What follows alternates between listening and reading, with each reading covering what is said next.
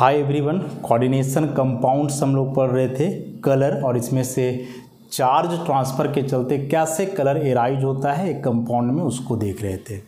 उसमें से दो प्रकार का चार्ज ट्रांसफ़र हमने देखा था, एक ligand to metal charge transfer और दूसरा metal to ligand charge transfer. दोनों के क्या इंपॉर्टेंट कंडीशंस थे, कौन से कंडीशन पे किस प्रकार का चार्ज ट्रांसफ़र हो रहा था, वो हम लोग ऑलरेडी डिटेल में देख चुके थे। तो दो इसमें और बच रहा है, उन दोनों को भी अच्छे से हम लोग समझ लें। तो नेक्स्ट इसमें भी है इंटरवैलेंस चार्ज ट्रांसफ़र।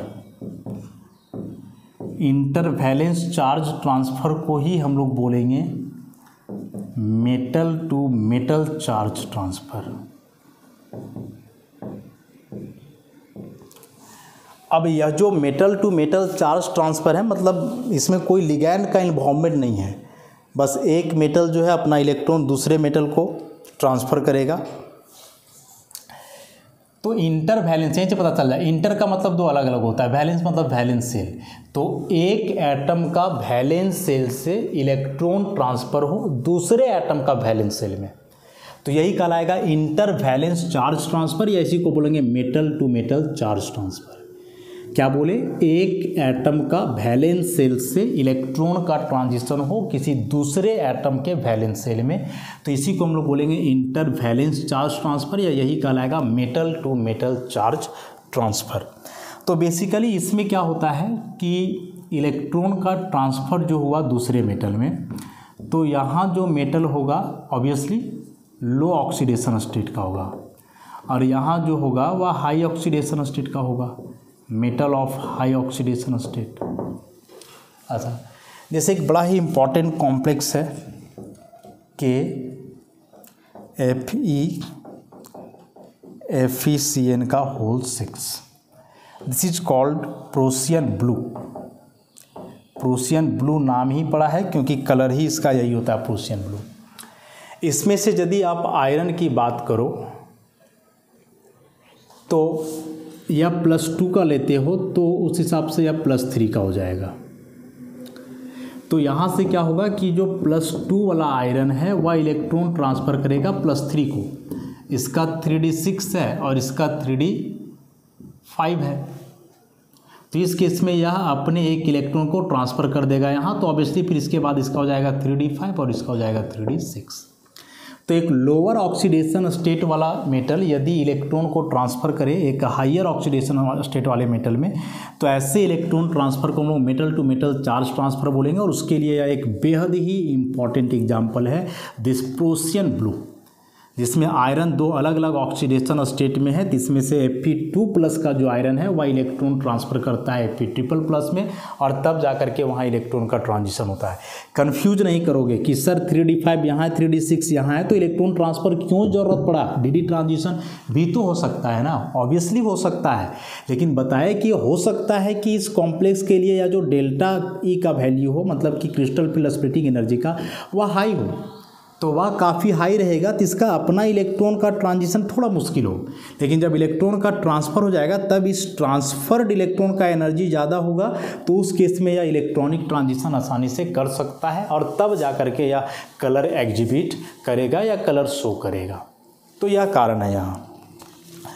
उसी प्रकार से एक होता है रेड लेड, लाल शीशा, जिसमें बेसिकली लेड ऑक्साइड होता है Pb3O4, और यह Pb3O4 जो है ना बेसिकली बना हुआ है, और इसको आप ऐसे समझो, दो प्रकार का लेड इसमें होता है, एक का ऑक्सीडेशन स्टेट 2 है और दूसरे का ऑक्सीडेशन स्टेट 4 होता है।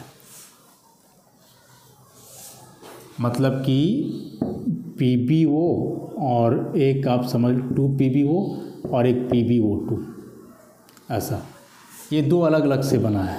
तो यहाँ इसका ऑक्सीडेशन स्टेट 2 हुआ और यहाँ इसका ऑक्सीडेशन स्टेट 4 हुआ। अब यहाँ से Pb पे यदि 2+ चार्ज है तो इस हिसाब से इसका कन्फिग्रेशन हो जाना चाहिए 6s2 और इसका हो जाएगा 6s0। तो यहाँ इस 6s का इलेक्ट्रॉन ट्रांसफ़र हो जाएगा इसके 6s में, तो हो सकता है यहाँ 6s1 6s1 ऐसा। तो यह जो रेड लेड है इसका जो कलर है यह भी इंटरवैलेंस चार्ज ट्रांसफ़र के चलते हैं, जिसमें लेड जो कि +2 ऑक्सीडेशन स्टेट वाला है वह अपने इलेक्ट्रॉन को ट्रांसफ़र करता है उस लेड को जिसका ऑक्सीडेशन स्टेट 4 है। और जब ऐसे इलेक्ट्रॉन का ट्रांसफ़र होगा तो इलेक्ट्रॉनिक ट्रांजिशन आगे होगा और फिर वहीं से जाकर के जो है इस कंपाउंड में क्या आना है, कलर आना है। इसी में एक और इम्पॉर्टेंट आयन है, देखो बहुत इंपॉर्टेंट है, पूछेगा कि प्रूसियन ब्लू जो है इसका कलर किस वजह से है, डी ट्रांजिशन, LMCT या MLCT, या फिर एक दे देगा ऐसे इंटरवैलेंस चार्ज ट्रांसफ़र। तो आप याद रखोगे इसको कि यदि उसमें एक से अधिक मेटल्स हैं डिफरेंट ऑक्सीडेशन स्टेट के तो उसमें बहुत चांस है कि इंटरवैलेंस चार्ज ट्रांसफ़र हो, metal to metal charge transfer हो। एक है क्रुट्ज़-तौबे आयन,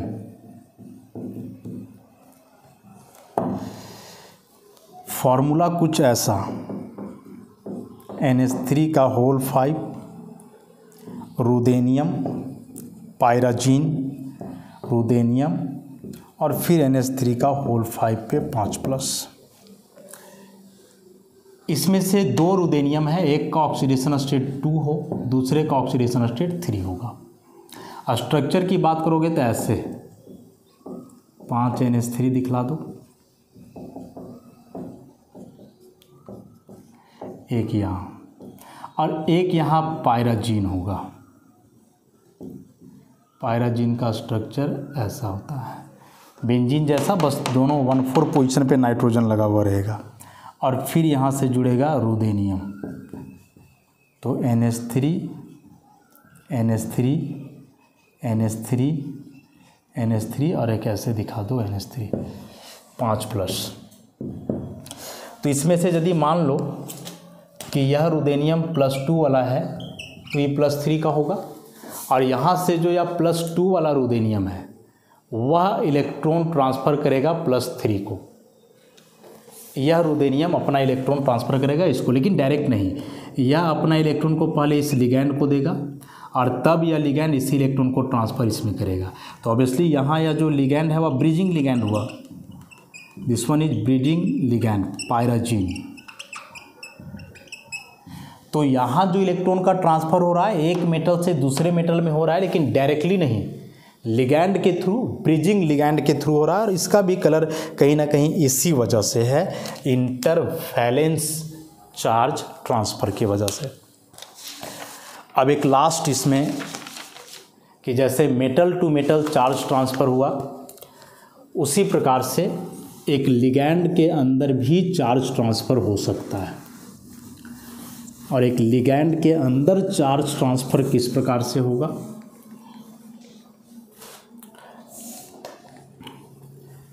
तो next intra ligand charge transfer, intra ligand charge transfer. Intra ligand charge transfer का थोड़ा सा कंसेप्ट अलग है, जो कि आप बेसिकली उसको बायो इनऑर्गेनिक केमिस्ट्री में पढ़ोगे। बायो इनऑर्गेनिक केमिस्ट्री में जो हम लोग पढ़ते हैं कि जितने भी मेटैलोप्रोटीन्स होते हैं, मेटैलोप्रोटीन्स जो होते हैं, तो मेटैलोप्रोटीन्स जैसे हेमोग्लोबिन है, मायोग्लोबिन है, उसके बाद कैटालेज, साइटोक्रोम्स, इन सब में बेसिकली आयरन होता है +2 ऑक्सीडेशन स्टेट और एक पोरफायरिन रिंग होता है।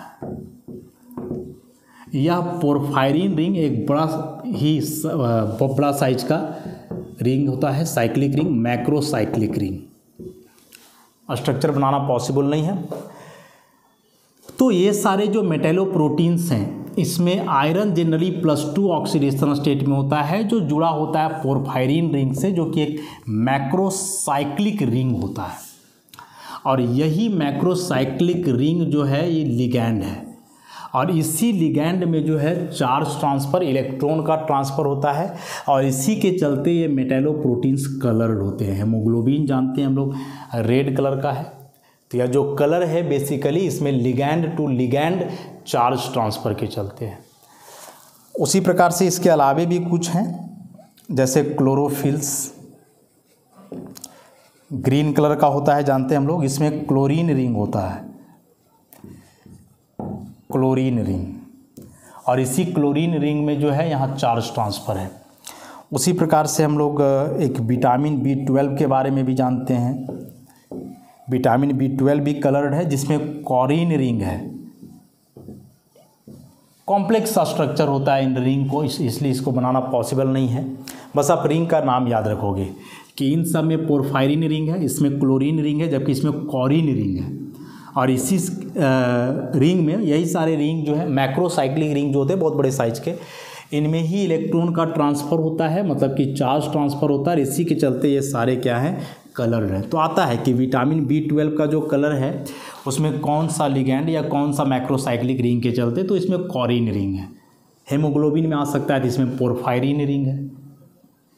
तो ये 4 प्रकार के इलेक्ट्रॉन ट्रांसफ़र जो है बताए गए। 4 प्रकार के मतलब कि एक लिगैंड टू मेटल, फिर metal to ligand, metal to metal, और एक लिगैंड के अंदर। इसमें से जो इम्पॉर्टेंट है इस इंटरमीडिएट लेवल के लिए वह फर्स्ट वाला, जिसमें ligand to metal charge transfer होता है। लेकिन हाँ, किसी भी कॉम्पिटिटिव एग्जाम को आप फेस करोगे तो वहाँ ये चारों में से कोई भी ट्रांजिशन जो है एग्ज़ाम में पूछ सकता है या आ सकता है। इसको अच्छे से आप समझोगे, याद रखोगे चीज़ों को कि कौन सा कंडीशन कब अप्लाई होगा या कौन सा चार्ज ट्रांसफ़र किस प्रकार के कॉम्प्लेक्स में होगा। तो इस तरह से कलर टॉपिक जो है कोऑर्डिनेशन कंपाउंड के लिए यहाँ से समाप्त होता है। नेक्स्ट, कॉम्प्लेक्स कंपाउंड का मैग्नेटिक प्रॉपर्टी। नेक्स्ट इसमें कॉम्प्लेक्स कंपाउंड का जो है मैग्नेटिक प्रॉपर्टी आता है। मैग्नेटिक प्रॉपर्टी में जो बेसिक सा थ्योरी है इसके पीछे वह है कि यदि कोई चार्ज्ड पार्टिकल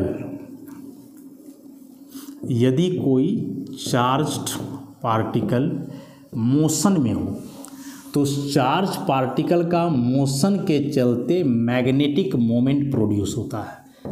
फिजिक्स में डिटेल इसको करोगे क्यों प्रोड्यूस होता है, कैसे प्रोड्यूस होता है।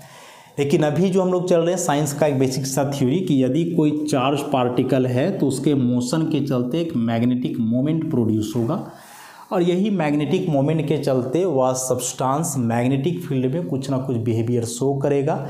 मतलब एक्सटर्नल मैग्नेटिक फील्ड में वह तो अट्रैक्ट हो सकता है या रिपेल हो सकता है। तो इसी में से हम लोग कोऑर्डिनेशन कंपाउंड के अंतर्गत इसको पढ़ें तो कोई भी कंपाउंड हो उसके अंदर इलेक्ट्रॉन तो है, और इलेक्ट्रॉन का मोशन 2 प्रकार का होता है। जैसे यहाँ न्यूक्लियस है और यहाँ इलेक्ट्रॉन है। तो हम लोग जानते हैं कि इलेक्ट्रॉन का 2 प्रकार का मोशन होता है। प्लैनेटरी मोशन है ओवरऑल इलेक्ट्रॉन का, जिसमें से एक बार इलेक्ट्रॉन अपने एक्सिस पे रिवॉल्व करता है, जिसको कि हम लोग स्पिन मोशन बोलते हैं, और दूसरा कि यह न्यूक्लियस के चारों ओर रिवॉल्व करता है, जिसको कि हम लोग ऑर्बिटल मोशन बोलते हैं।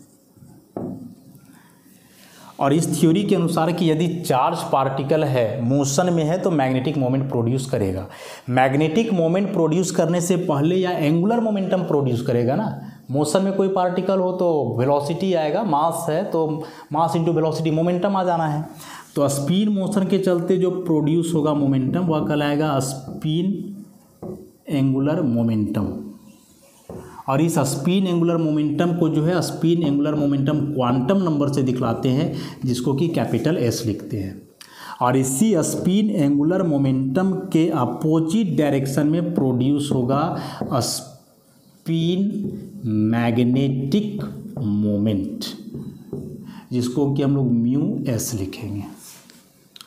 सेम वे में इलेक्ट्रॉन यदि न्यूक्लियस के चारों ओर रिवॉल्व करेगा जो ऑर्बिटल मोशन कहलाएगा, तो इसके चलते यहाँ प्रोड्यूस होगा ऑर्बिटल एंगुलर मोमेंटम, जिसको कि कैपिटल L से दिखाते हैं। तो ठीक इसी के अपोजिट डायरेक्शन में प्रोड्यूस होगा ऑर्बिटल मैग्नेटिक मोमेंट, जिसको कि μL से दिखाएंगे। म्यू यहाँ मैग्नेटिक मोमेंट के लिए है। तो समझ गए कि इलेक्ट्रॉन का जो है 2 प्रकार का मोशन है, अब चूंकि एक इलेक्ट्रॉन चार्ज पार्टिकल है, तो चार्ज पार्टिकल है, इसका मतलब कि यह मैग्नेटिक मोमेंट प्रोड्यूस करेगा, लेकिन मैग्नेटिक मोमेंट प्रोड्यूस करने से पहले यह एंगुलर मोमेंटम प्रोड्यूस करेगा। तो स्पिन मोशन के चलते जो एंगुलर मोमेंटम है वह स्पिन एंगुलर मोमेंटम कहलाएगा। इसके ठीक अपोजिट डायरेक्शन में प्रोड्यूस होता है स्पिन मैग्नेटिक मोमेंट। उसी प्रकार से न्यूक्लियस के चारों तरफ जो मोशन है ऑर्बिटल मोशन कहलाता है। तो इस ऑर्बिटल मोशन के चलते पहले मोमेंटम प्रोड्यूस होगा ऑर्बिटल एंगुलर मोमेंटम, और इसके ठीक अपोजिट डायरेक्शन में बनेगा ऑर्बिटल मैग्नेटिक मोमेंट। और ये जो दो प्रकार के मैग्नेटिक मोमेंट प्रोड्यूस हुए, एक स्पिन मैग्नेटिक मोमेंट, दूसरा ऑर्बिटल मैग्नेटिक मोमेंट, इसी के चलते जो है इस सब्सटेंस के अंदर मैग्नेटिक फील्ड आ जाता है जो कहलाता है इंड्यूस्ड मैग्नेटिक फील्ड। अब मान लो कि यहाँ आप एक मैग्नेट रखें, नॉर्थ साउथ दो पोल होता है, तो इस मैग्नेट के चलते यहाँ फील्ड प्रोड्यूस होगा, और यह जो फील्ड है वह कहलाएगा एक्सटर्नल मैग्नेटिक फील्ड। यह क्या कहलाएगा? External magnetic field. अब इस एक्सटर्नल या अप्लाइड मैग्नेटिक फील्ड में यहाँ आप कोई सब्सटेंस को रखें। अब कोई भी सब्सटेंस है तो उसके अंदर इलेक्ट्रॉन है, इलेक्ट्रॉन है तो फिर सारा कहानी होगा, इलेक्ट्रॉन का मोशन होगा, एंगुलर मोमेंटम बनेगा, फिर मैग्नेटिक मोमेंट बनेगा। ओवरऑल मतलब इसके अंदर क्या है? Induced magnetic field. अब यह इंड्यूस्ड मैग्नेटिक फील्ड और एक्सटर्नल मैग्नेटिक फील्ड दोनों सेम डायरेक्शन में हो तो यह सब्सटेंस मैग्नेटिक फील्ड में अट्रैक्ट होगा, और इसको हम लोग बोलेंगे पारामैग्नेटिक सब्सटेंस।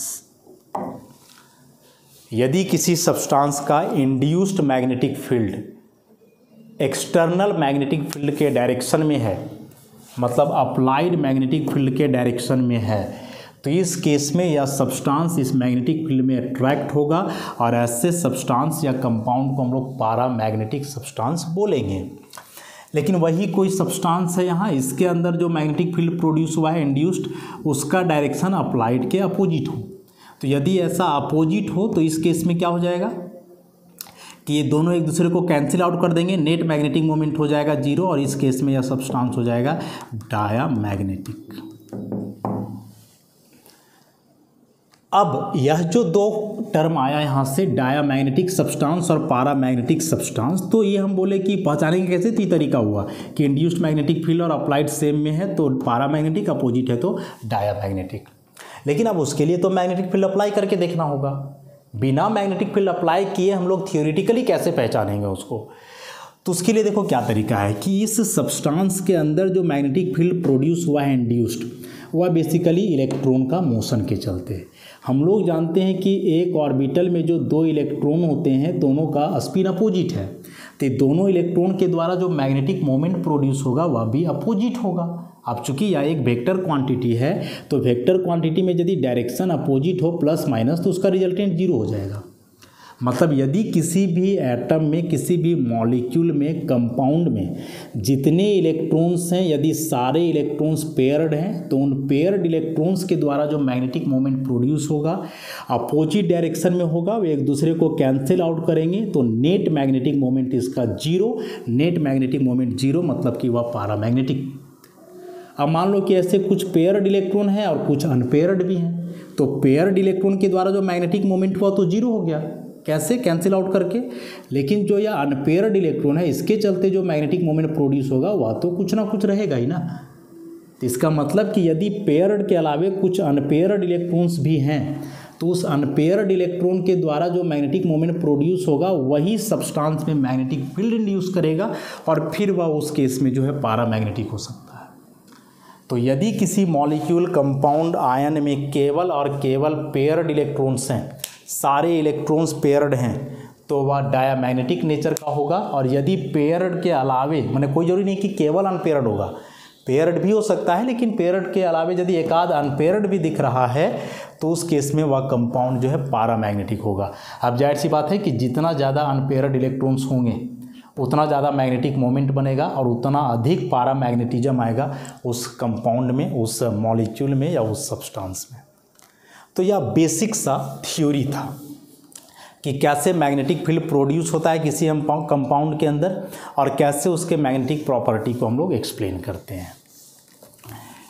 अब इसको कोऑर्डिनेशन कंपाउंड से जब रिलेट करके हम लोग पढ़ेंगे तो कोऑर्डिनेशन कंपाउंड से रिलेट करके इसको कैसे पढ़ेंगे ज़रा देखोगे ध्यान से। जैसे मान लो कि Fe++ है, 3D5 है, 1 2 3 4 5, अभी 5 अनपेयर्ड इलेक्ट्रॉन्स हैं, 5 अनपेयर्ड इलेक्ट्रॉन्स, और यह फ्री मेटल आयन है। तो ये पांचों इलेक्ट्रॉन का स्पिन मोशन होगा, पांचों का ऑर्बिटल मोशन होगा। इसके चलते स्पिन मैग्नेटिक मोमेंट, इसके चलते ऑर्बिटल मैग्नेटिक मोमेंट। तो यह मैग्नेटिक मोमेंट के लिए एक फार्मूला होता है, यदि उसको निकालोगे μs+l, माने स्पिन मोशन और ये ऑर्बिटल मोशन दोनों के चलते। तो इसके लिए जो फार्मूला होता है मैग्नेटिक मोमेंट निकालने का, वह कुछ ऐसा होता है, 4s s+1 l+1 bm। bm is the Bohr magneton, bm is the Bohr magneton, जो कि यूनिट होता है ऑफ मैग्नेटिक मोमेंट का। ऐसा यहाँ s और l क्या है, तो s is the total spin quantum number. जैसे मान लो कि ऐसे ऑर्बिटल में 1 2 3 4 5 अनपेयर्ड हैं, एक अनपेयर्ड इलेक्ट्रॉन का जो स्पिन क्वांटम नंबर है वह होता है 1/2। तो टोटल समेशन कर दो, समेशन ऑफ ms, तो 5 × 1/2 तो 5/2, एंड दिस 5/2 इज s।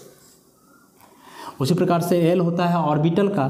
तो जैसे ऑर्बिटल के लिए हम लोग जानते हैं कि इसका +2 +1 0 -1 -2, तो यहाँ सब के लिए निकालोगे ml तो आ जाएगा 0। यही जो सिग्मा ml हुआ सबका जोड़ करके वही कहलाएगा इसके लिए l। समझे बात को। तो यहाँ s और l क्या है समझ गए। l बता रहा है बेसिकली एजीमुथल क्वांटम नंबर, सारे ऑर्बिटल का जो मैग्नेटिक एजीमुथल क्वांटम नंबर है उसके आधार पे, और s तो टोटल स्पिन क्वांटम नंबर है। तो जब ये दो प्रकार का मोशन हो इलेक्ट्रॉन का, तो उस केस में उसके मैग्नेटिक मोमेंट निकालने का फॉर्मूला ऐसे होता है। लेकिन ये तब होगा जब वह फ्री आयन हो।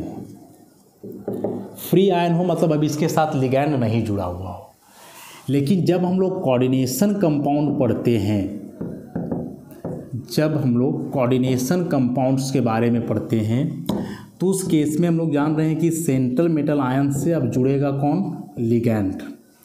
और जैसे ही लिगैंड सेंट्रल मेटल आयन से जुड़ता है तो वह इस ऑर्बिटल मोशन को ख़त्म कर देता है।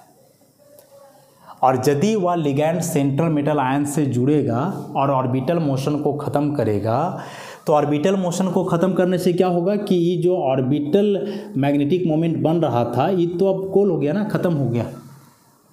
तो अब केवल ही बचा स्पिन वाला। और यदि यह ऑर्बिटल मैग्नेटिक मोमेंट खत्म मतलब एल का वैल्यू 0 हो जाएगा इस केस में। और एल का वैल्यू जब यहाँ आप 0 पुट करोगे तो एल खत्म, अब बचा μs, तो ये हो जाएगा 4s+1। और यहाँ 0 रखोगे तब तो ये पूरा 0 ही हो जाएगा ना। अब यहाँ s जो है स्पिन क्वांटम नंबर था, क्या बताए, टोटल स्पिन क्वांटम नंबर, जो बराबर होगा किसका, 1/2 into number of unpaired electron. Unpaired electron को यदि n माने हम लोग तो यह s बराबर हो जाएगा n/2 का। तो अब s के जगह n/2 लिखो। अब यदि s के जगह n/2 लिखोगे तो यह हो जाएगा μs 4, यहाँ आप रखो n/2, यहाँ भी n/2 + 1 bm। अब यहाँ से एलसीएम लोगे तो एलसीएम आ जाएगा 2 और यहाँ हो जाएगा +2। अभी 2 2 4, ये 4 कट गया तो μs बराबर हो गया n+2 bm। This is the formula for calculation of magnetic moment of 3D transition metal complexes. तो यह जो फार्मूला है वह बेसिकली 3D का मेटल रहेगा तब, 4D 5D रहे या कोई ए ब्लॉक एलिमेंट रहे उसके लिए फार्मूला अलग होता है। यह फार्मूला जो है बेसिकली किसके लिए है, जब कोई 3D मेटल का कॉम्प्लेक्स कंपाउंड हो तब। बाकी के लिए अलग क्यों है, बहुत ज़्यादा एडवांस कंसेप्ट है। इसी को हम लोग यहाँ ऐसे लिखते हैं, म्यू स्पिन ओनली बराबर n+2 bm। तो यह जो स्पिन ओनली लिखे हैं ना, इसका मतलब हुआ कि यह जो मैग्नेटिक मोमेंट है वह इलेक्ट्रॉन का केवल स्पिन मोशन के चलते है, उसका ऑर्बिटल मोशन नहीं है, क्योंकि लिगैंड आकर के उसके ऑर्बिटल मोशन को क्या कर दिया, ख़त्म कर दिया। इसलिए फार्मूला में हम लोग यहाँ म्यू स्पिन ओनली लिखते हैं। बहुत लोगों को पता ही नहीं चलता है कि इसका क्या मतलब है, इसलिए शुरू से हम बताएं कि स्पिन ऑर्बिटल दोनों है, दोनों प्रकार का मोशन। लेकिन जब लिगैंड आते हैं, सेंट्रल मेटल आयन के साथ बॉन्ड बनाते हैं, तो उस केस में उसका ऑर्बिटल मोशन खत्म हो जाता है, केवल स्पिन मोशन बचता है। इसीलिए यह केवल स्पिन मैग्नेटिक मोमेंट का फॉर्मूला हो गया √n+2 Bm। आप कैसे इस फॉर्मूला को अप्लाई करेंगे, कैसे मैग्नेटिक मोमेंट निकालेंगे उसको देखो। यहाँ Bm जो है, एक Bm बराबर होता है EH/4πm। E इलेक्ट्रॉन का charge, H Planck's constant, pi is already constant, M electron का मास। ये सारे वैल्यू को पुट करोगे तो 9.27 × 10⁻⁻27 जूल पर टेस्ला, 10⁻⁻24 याद रखोगे, यह वैल्यू है 1 Bm का। ठीक, अब कैसे इसको हम लोग अप्लाई करेंगे कॉम्प्लेक्स के लिए। तो एक तो पैरामैग्नेटिक डायमैग्नेटिक पूछेगा तो हम लोग पीछे VBT या CFT के माध्यम से ही देख करके आए हैं। लेकिन यदि कैलकुलेशन पूछ दे कि ऐसा कोई कॉम्प्लेक्स है FeCN का होल 6 पे 3 माइनस, इसके लिए μs का वैल्यू क्या होगा निकालो ऐसे। तो सबसे पहले आप सेंट्रल मेटल आयन की ओर जाओ। सेंट्रल मेटल आयन क्या है, Fe++, कन्फिग्रेशन इज 3d5। अब 3d5 है तो भाई यहाँ स्प्लिटिंग भी देखना होगा ना, 1 2 3 4 5, ये टूटता है तो Eg और नीचे T2G। नेचर पहचानना होगा, क्योंकि Cn- ion is very strong ligand, high oxidation state, मतलब कि यहाँ ये जो डेल्टा वो होगा वह मच ग्रेटर देन P, और इसका मतलब यह लो स्पिन है, तो पाँचों इलेक्ट्रॉन यही रहेगा, 1 2 3 4 5। तो एक अनपेयर्ड हुआ ना, नंबर ऑफ अनपेयर्ड 1 मतलब n बराबर 1। तो μs का क्या फॉर्मूला था, लगा दो, n+1 Bm, तो जाएगा 1 Bm। तो उस हिसाब से आ जाएगा √2 एंड √2 इज 1.414 ऐसा। सॉरी, यहाँ n+2 था, तो n+2 था तो ये जाएगा 3, तो 1.732 इतना Bm का वैल्यू पुट करने का ज़रूरत नहीं है, बस वहाँ तक भी लिख करके आप छोड़ोगे तो हो जाएगा। ठीक, जब मैं ऐसे स्पिन ओनली मैग्नेटिक मोमेंट निकालने बोलता है कॉम्प्लेक्स का, तो ऐसे करके जो आप उसको निकालोगे। इसी में मान लो नेक्स्ट कॉम्प्लेक्स है CO H2O का होल 6 पर 2+, तो CO2+ is the central metal ion, configuration is 3d7, low oxidation state है, H2O वीक लिगैंड है, मतलब कि यह हाई स्पिन होगा। तो हाई स्पिन में ये जो 7 इलेक्ट्रॉन्स हैं, 1 2 3 4 5 6 7, इसमें हाई स्पिन है तो इलेक्ट्रॉन पहले ऊपर जाएगा, 1 2 3 4 5 6 7, और अब देखोगे तो अनपेयर्ड इलेक्ट्रॉन हुए कितने, 3। अब यहाँ से फॉर्मूला लगाओगे तो √3 + 2 Bm, तो जाएगा 3 × 5 Bm, मैंने ओवरऑल 15 Bm, 16 के आसपास, तो 16 का 4 होता है, इसका 3.89 के आसपास आएगा ऐसे। तो ऐसे ही कोई कॉम्प्लेक्स दे करके, पहला तो पैरामैग्नेटिक डायमैग्नेटिक पूछेगा, तो यदि केवल पैरामैग्नेटिक डायमैग्नेटिक पूछा है तो कोई दिक्कत नहीं, आप ऐसे स्प्लिटिंग दिखाओ और यहाँ से समझ जाओगे अनपेयर इलेक्ट्रॉन है तो पैरामैग्नेटिक, नहीं है तो डायमैग्नेटिक। और कहीं मैग्नेटिक मोमेंट निकालने पूछा तो फिर ये फॉर्मूला यूज करके आगे मैग्नेटिक मोमेंट भी निकालना पड़ेगा, ध्यान रखोगे इस बात को। इसी में मान लो यहाँ होता 3+, तो 3+ हो जाता, तो इस बार 3+ मतलब कि हाई ऑक्सीडेशन स्टेट, लिगैंड भले ही वीक है लेकिन हाई ऑक्सीडेशन स्टेट है, तो इस केस में लो स्पिन हो जाता। तो यहाँ 3d6, 6 मतलब एक ख़त्म, तो लो स्पिन मतलब सारे इलेक्ट्रॉन नीचे हो जाते, 1 2 3 4 5 6, यहाँ से नहीं। और इस केस में अब अनपेयर इलेक्ट्रॉन 0 हो गया, अब अनपेयर इलेक्ट्रॉन 0 तो यहाँ 0 रख दो, तो ओवरऑल 0 आ गया। 0 आ गया मतलब कि यह क्या हो जाएगा, डायमैग्नेटिक हो जाएगा। समझ गए? तो बहुत इम्पॉर्टेंट कंसेप्ट था यह मैग्नेटिक प्रॉपर्टी, इसको आप ध्यान में रखोगे तो यह कलर और मैग्नेटिक प्रॉपर्टी ऐसे टॉपिक्स हैं जिससे क्वेश्चन आता है, लेकिन बोर्ड एग्जामिनेशन में थोड़ा कम।